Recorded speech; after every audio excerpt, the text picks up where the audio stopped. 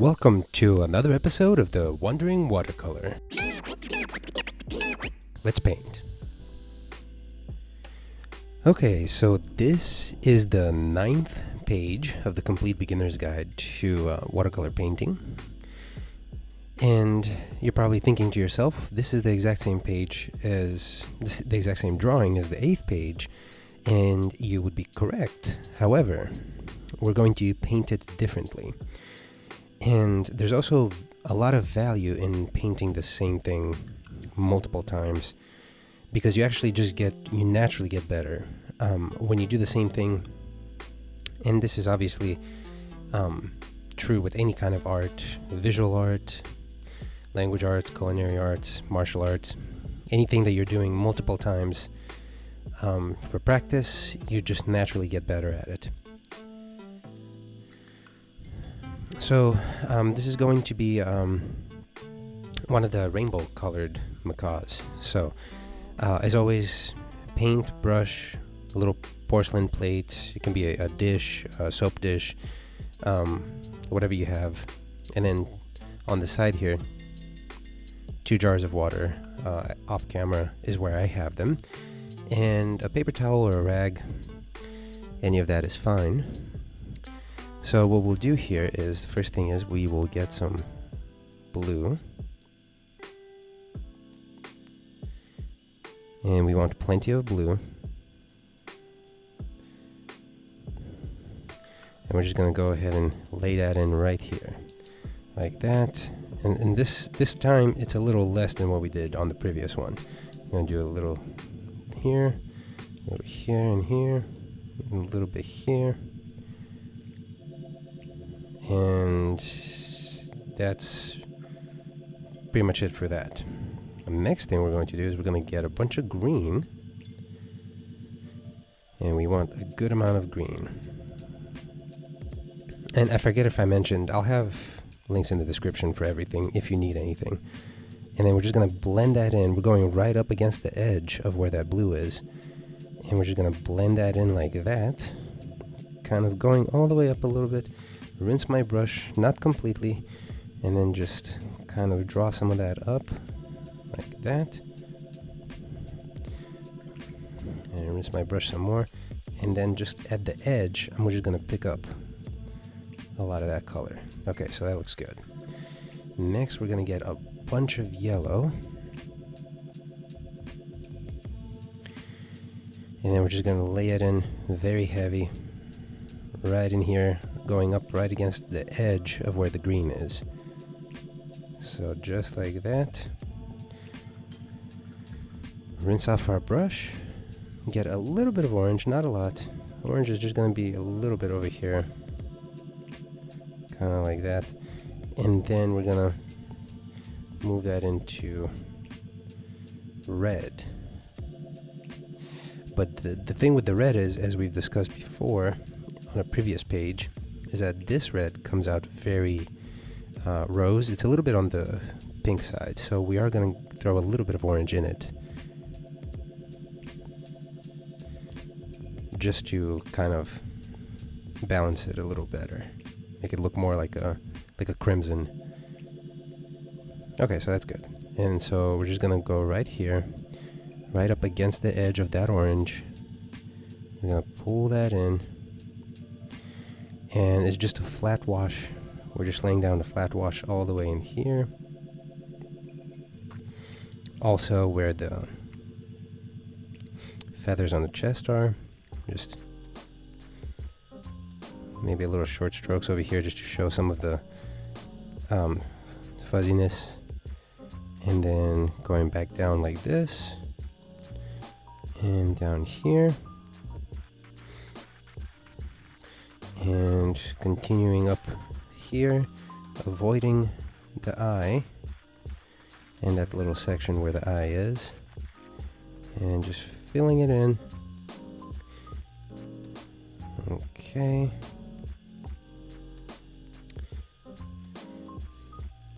And then back here, some of the feathers, not all of them, just going to go this one, this one, this one, And then maybe a little bit back here like that. There we go. Okay, that looks pretty good for about 5 minutes of painting. And then we're gonna grab some more of the blue because I forgot these feathers over here. And it's okay if it mixes in with the red a little bit. We'll give it a little more character. And going down like that. There we go. Okay, that looks good. And now I'm just gonna rinse my brush. And we're gonna do a little bit of we're gonna double down a little bit on the blue here. And what we're doing really is we kind of want just straight paint with as little moisture as possible, so very little water. And doing what we did before with the previous one is we're just gonna go in and kind of like use it as an outline, the darker blue. We're just gonna get some of those details, just kind of outline them, maybe the tips of the feathers a little more, just to show that hopefully I'm not blocking the camera here, but just kind of like, I think you can see what I'm doing here, just outlining, establishing the form a little better like that. I think that looks pretty good. And maybe down here a little bit where the under feathers are, just because they're just in more shadow and they're just darker. And a little bit of an outline down here, just so we can get a little more sense of form. There we go. And if there are spots that you're painting over that have more water in them, it'll blend more as opposed to giving you those nice hard edges, which is fine. That's totally fine. And so the same thing with the green portion, but we just want kind of like as much paint as possible, as little water as possible, so we can do the outlines and the details here. And basically same thing, just kind of throw in some lines just to show where the feathers are. Maybe do a little bit of outlining here and there, just kind of like that. Maybe even a little bit into the where the yellow feathers are. I've always really liked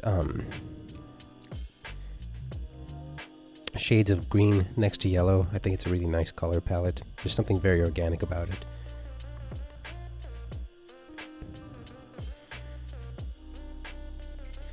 Okay, so that looks good. And the next thing, we're actually going to get some of the purple here. And we're going to mix it in with the red, because that'll give us kind of like a darker purple red. And actually, we can also throw in a little bit of brown, not too much, a little bit. And then just kind of mix it all in. This gives us a really nice contrast color that we can use for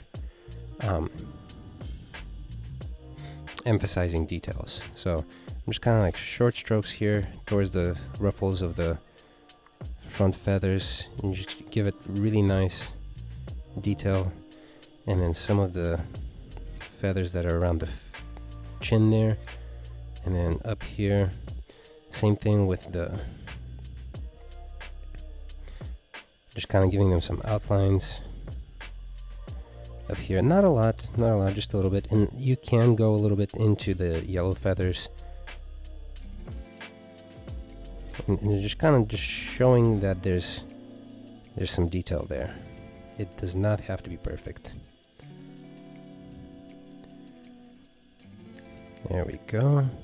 And just some of that. There we go.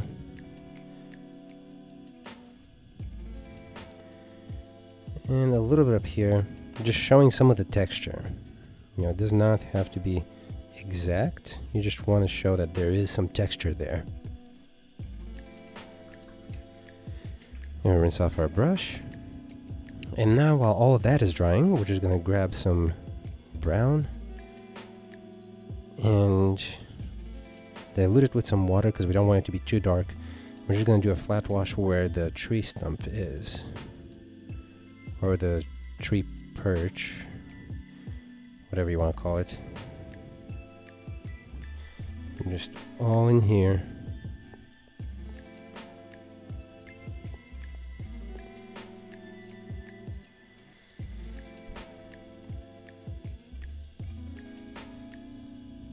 And all in here.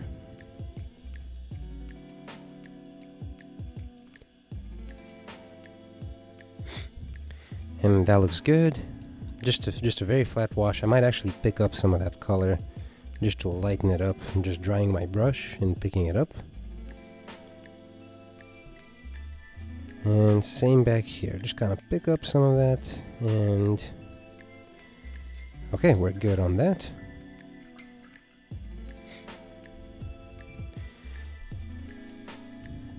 And then for the beak, we want to get a little bit of black and then kind of mix it in here, make it kind of like a grayish brown. Get some more water, and then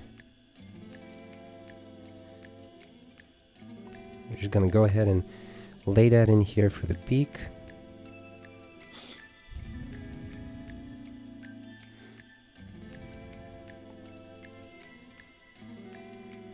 I'm going to dry off my brush a little bit, maybe pick up some of that. I'm going to use that again for the little claw here. I'm going to dry my brush off a bit more. I think I put a little bit of excess over here, which is fine. Dry it off some more. Actually going to rinse it and then dry it off. And then do that. Give it a nice little highlight by picking up that color.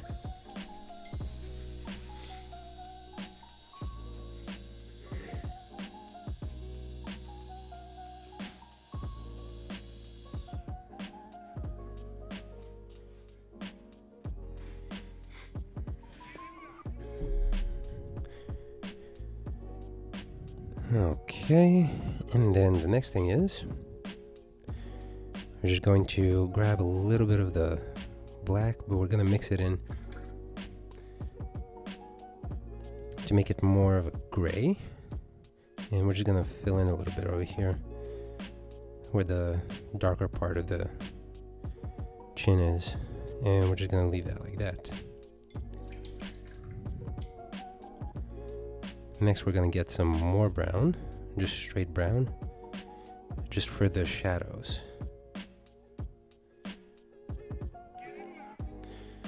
I'm going to go in right here.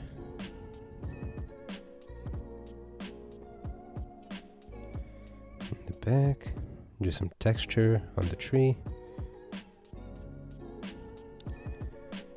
Maybe a little bit here in the front, show some more of the texture. And then down here, just because it'll be a lot of shadow covering it in, like that. And then a little bit over here to show the side of the stump there.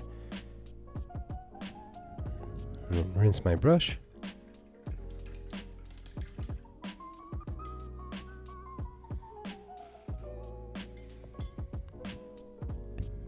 Okay. Now then, I'm actually going to grab a little more space here.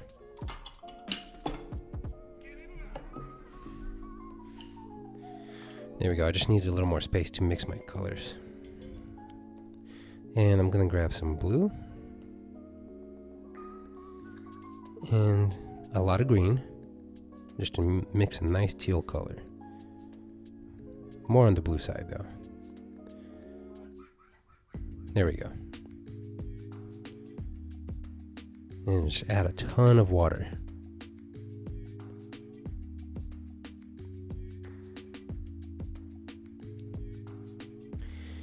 And then the same thing as the last image, we're just going to start laying it in. So just kind of on the side here, and then just pressing it against the paper doing faster strokes to make that nice texture. That's how you get the nice texture. I'm going here.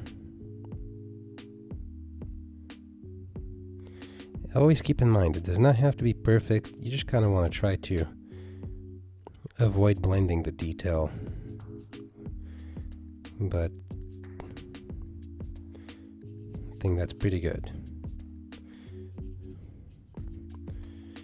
And right here around the beak, just slowly, like that. And then just giving that nice texture that looks really good so far.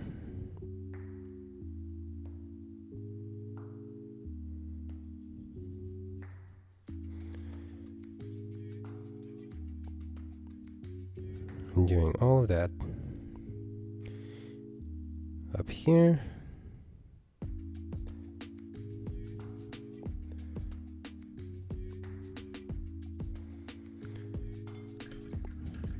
So all of that looks really good.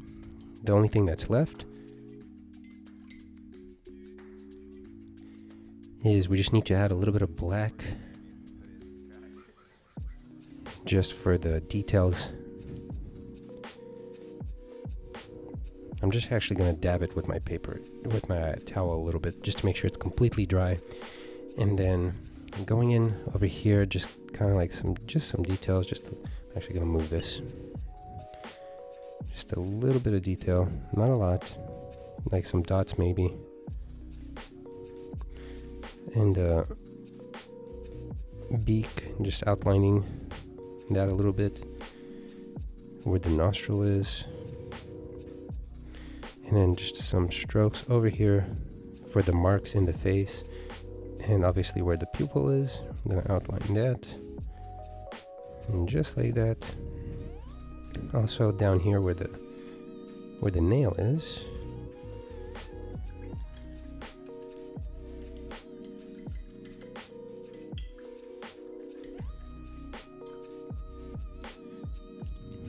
And yeah, that's pretty much done. I'd say that looks pretty good, not bad. We're about 15-16 minutes in, and